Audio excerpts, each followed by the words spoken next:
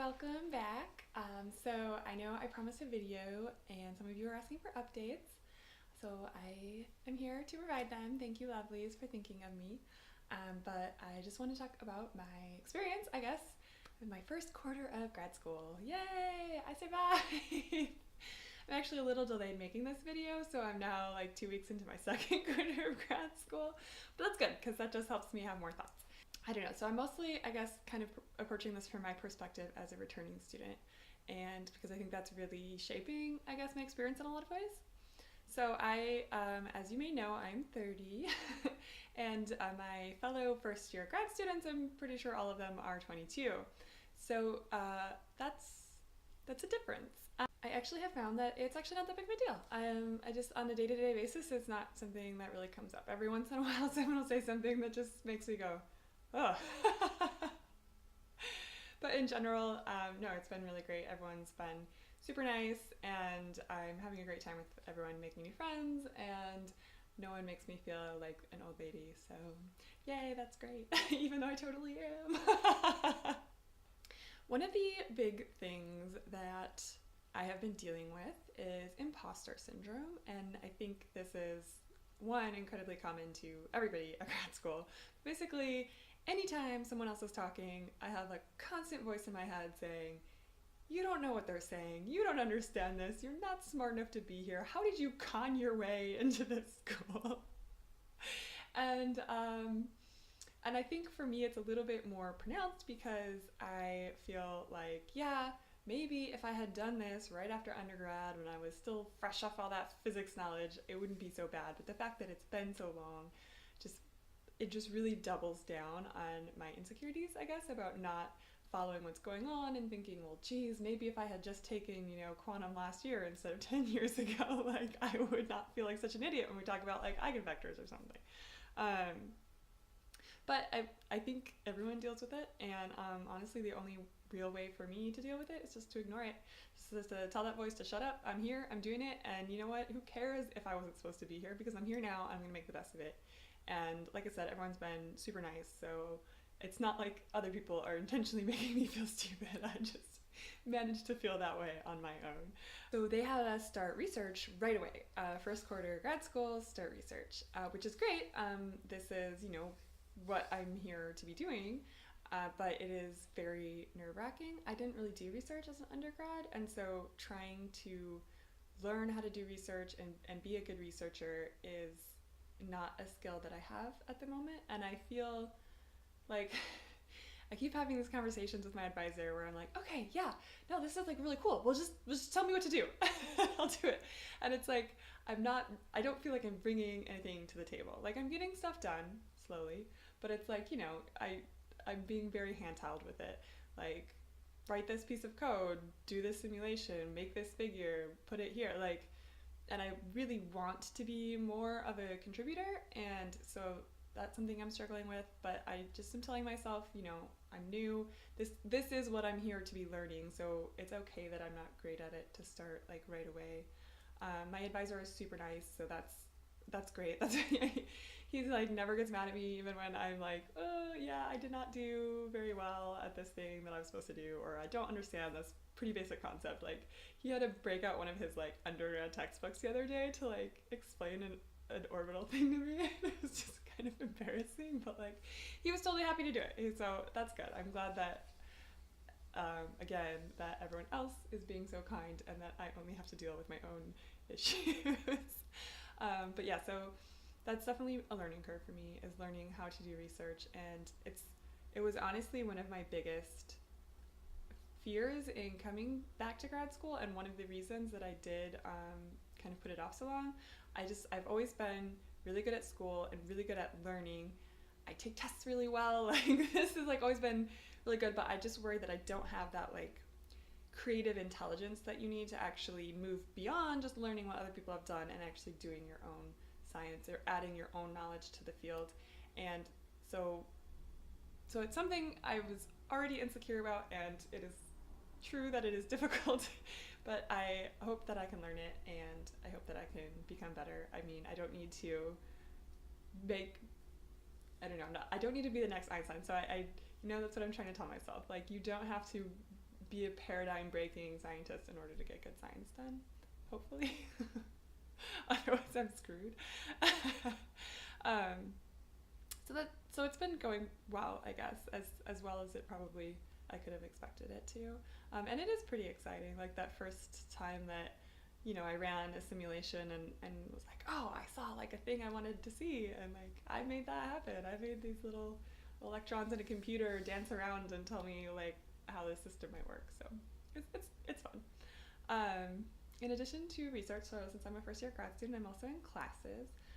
We only have one required class per quarter, but I also took an elective class last quarter, which was good because it was a class I really needed to take. It was very useful to me in my research and will be very useful to me in general moving forward. It was a computational class, so it really helped me with my Python, which you know, if you've been following me, you know I just learned Python, and so I can use some help with it, and is what I use for my research as well. So that was good, and I'm glad I took the class, but it was a really challenging class to begin with, and two, just by doing that, so that I was in my required class, my elective class, and then we have a research seminar class, and then research is like considered another 100 credits, so I was really taking like a full load, and that was kind of a lot to jump into in my first quarter, and it was a little overwhelming at times. There was some crying in the bathroom when I couldn't get things done.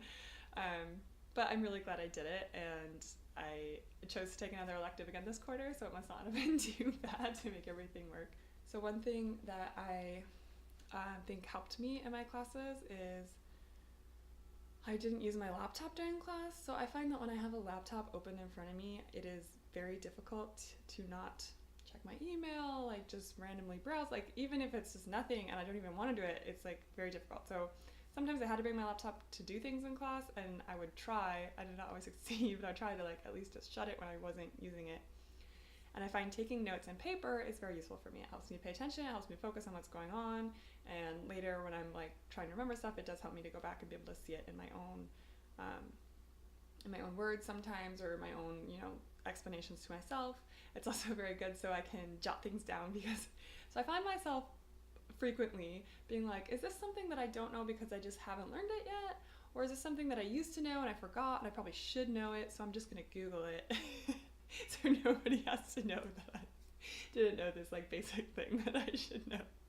Although I will say, everyone, when I ask dumb questions, I get good answers and no one like gives me crap about it. But like I said, battling my own insecurities here.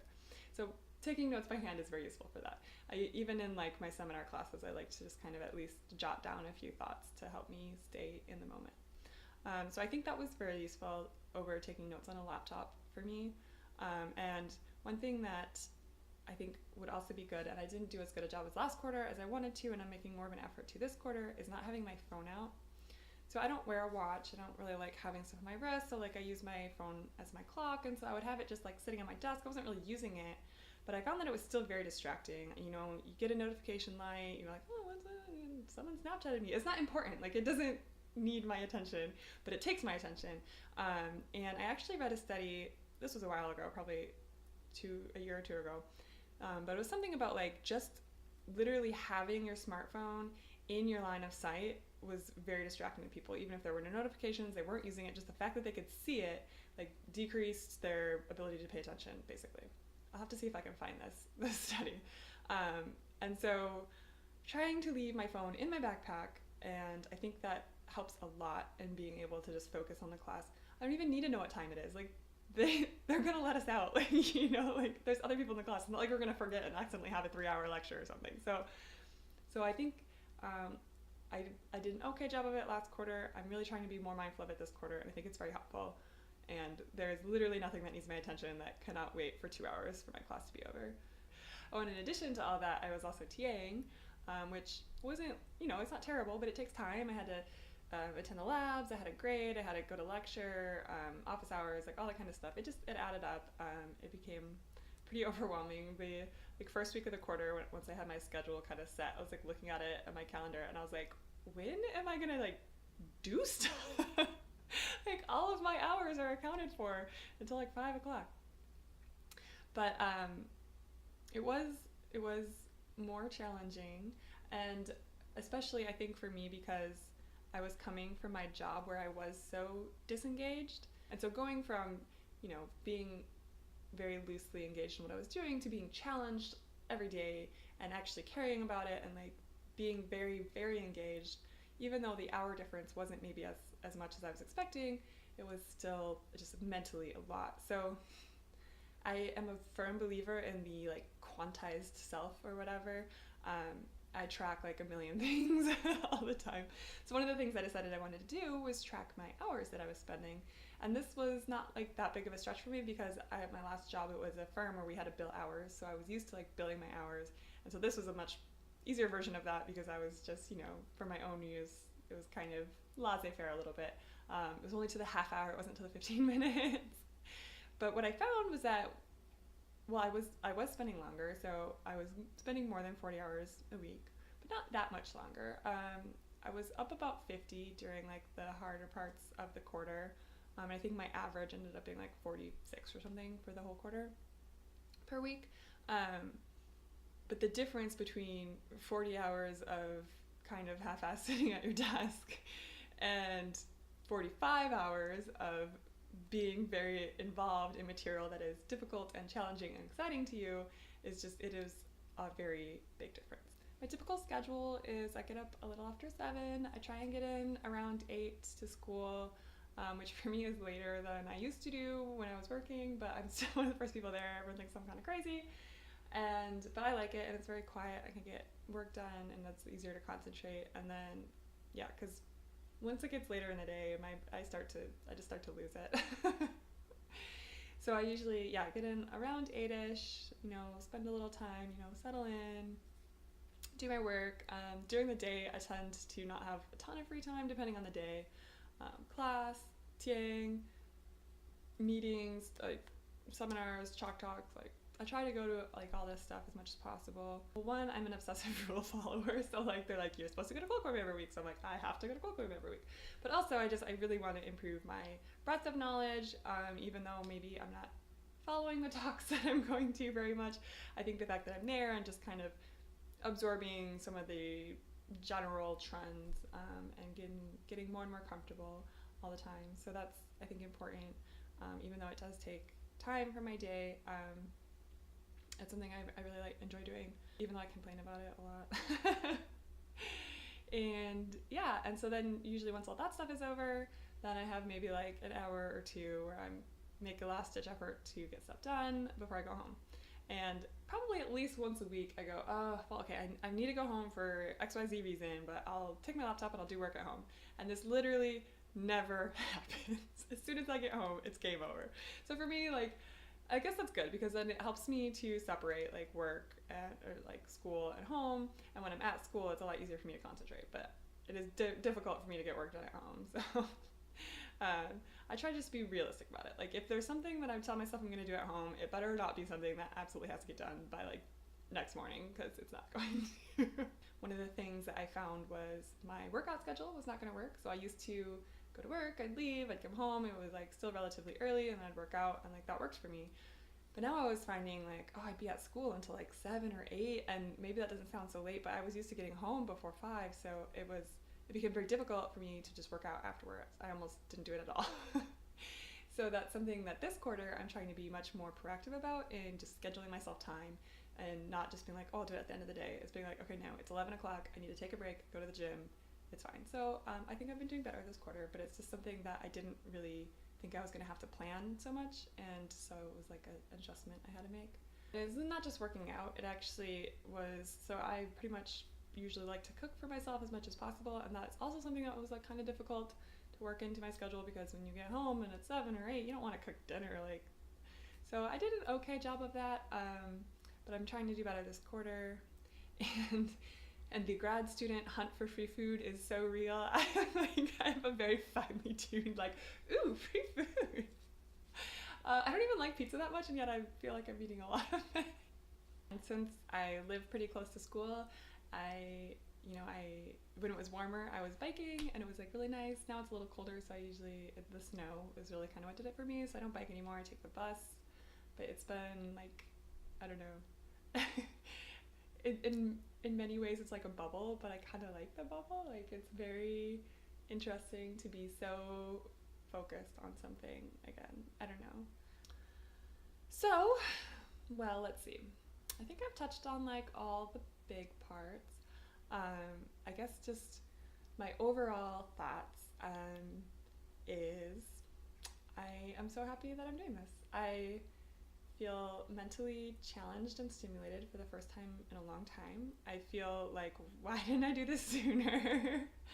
I don't know where this is going, but I am enjoying the ride so far. And yeah, it's hard, and yeah, I feel stupid, and yeah, I kind of blew up my whole life to do this, but I'm kind of loving it. Yeah, if you have any questions for me, let me know.